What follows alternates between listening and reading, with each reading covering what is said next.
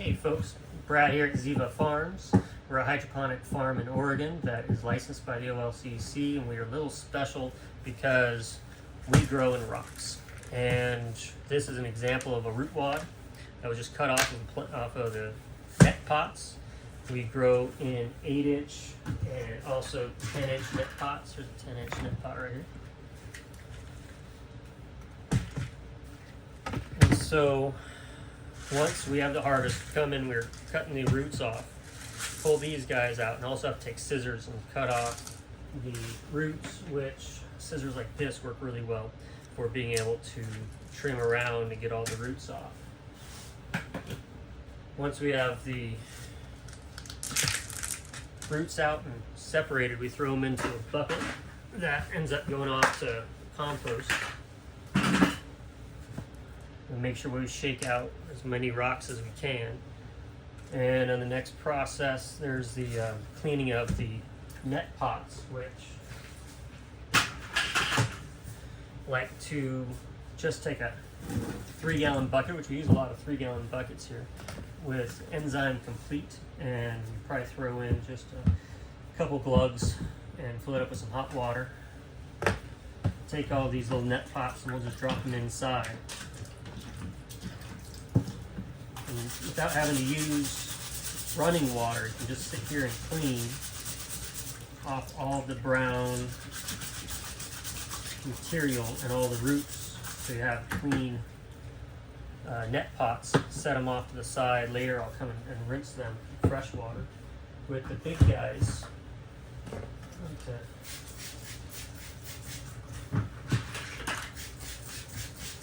spray them down.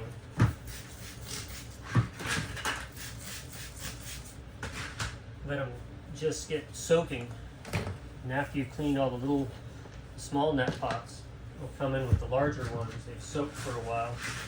Same treatment. We'll just put them in the 3-gallon bucket of water. You could use bleach for this also. I got bleach, which is probably one of the standard things. Toss into buckets, scrub them out, make sure they're all clean, and leave them all out so they can dry. The cleanliness is pretty important, but it's not too hard. Scrub on this, scrub on this, and we'll set them off to the side and let them get rinsed. Then this bucket can get poured out clean, and yeah, and rinse everything. And that will be cleaning of all the net pots.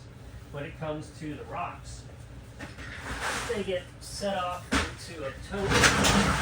We'll have another tote. This one's empty and will catch all the debris. And I like using these older net pots with no rims, so it's easier to hold.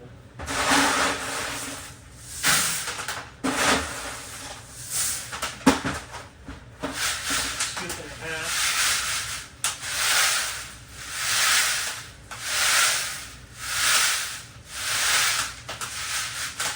Looking for any leaf material, any roots. If you can, grab them, toss them out, whatever doesn't fall through. Making sure you don't see any rocks that have too much debris on them. Some of them will hang up and hold a lot of debris. Some brands are rough. Kind of throw those away. So.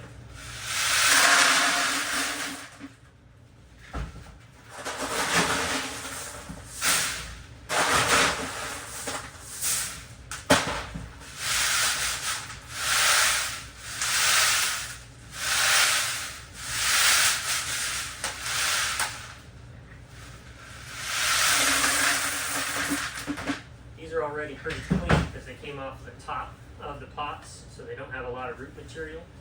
The other stuff that's on the bottom where you cut the roots off, it has a lot more root material on them, and it's usually really wet because it came from the bottom of the net pot. So we'll set those aside for a day, let them dry out. Because when you sift them, it's easier to sift dry material. This is lath material used for stucco and housing, so from Home Depot you get some lath pretty cheap. It's just a 1x4 wood frame with some fender washers to hold it in place, a little duct tape to protect it.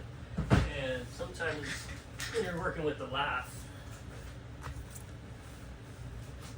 I'll do one glove here because you get that heavier root material stuck in here. You end up rolling the rocks around a little bit more. And you don't want to get your hands cut up. And if there's any root material that's stuck onto the net, you can sit here and pound it to knock it off. So having a rubber glove is kind of nice. And this thing is really handy. Yeah. Something better now, which is a 5-gallon bucket with the lath material that's top riveted to the bottom with some fender washers and another bucket where I've only drilled a hole in the bottom.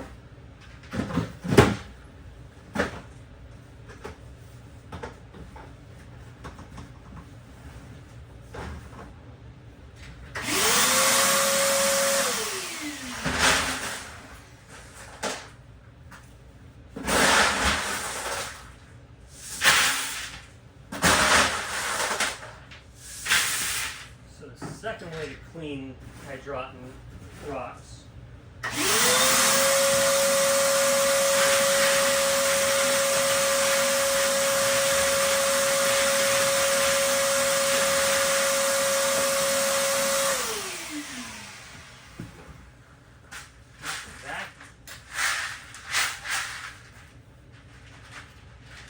But there's still debris that it doesn't quite catch.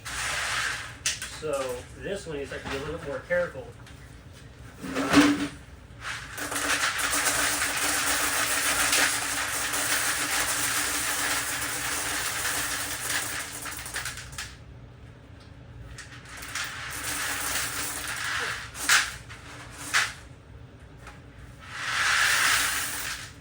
So there we go. That's another way to clean rocks. I kind of rushed it, and sometimes you get a light onto it. You can see some of the debris and you'll pick it out. So I'm kind of rushing it for the video to show how to do it, but the vacuum works pretty good on cleaning Hydroton rocks. Once they get a full bucket, I like to make sure you don't get it too full. You like to fill it with the water and all the rocks will lift up. Take some hydrogen peroxide, throw in about 2 plugs, and let kind of a chemical reaction happen, which take one of these net pots, drop it inside, wait about 10 minutes, and there'll be bubbles showing up because all of the other organic material will start to fizzle and melt and ends up all stuck to the net pot. So that's a great way of cleaning, especially really dirty Hydroton rocks, is using the hydrogen peroxide. 10 minutes of waiting is pretty good. You'll see a lot of rocks, a lot of bubbles, and you'll see it get a lot cleaner. At the end, we'll take hot water.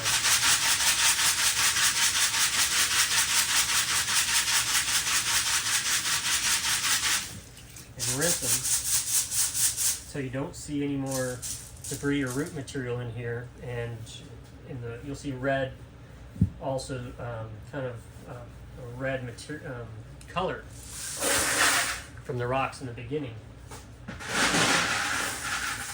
Don't put in too many.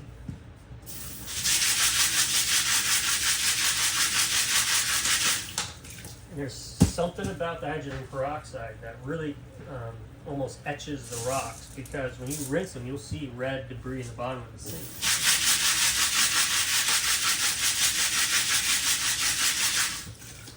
But it goes away pretty fast. When your water runs clear, you know you're good to go. And so it's kind of a tedious process.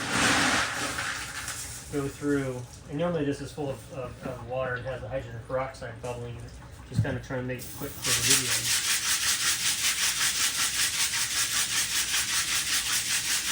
If you don't have hydrogen peroxide, you could probably use bleach, but a lot of times, like, I'll just do the hot water and the hydrogen peroxide, man, it works every time.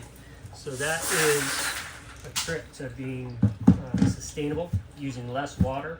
The water that comes out of here ends up getting pumped back into the water tank through a filter and gets reused again because it goes through another set of 5 filters on the other end.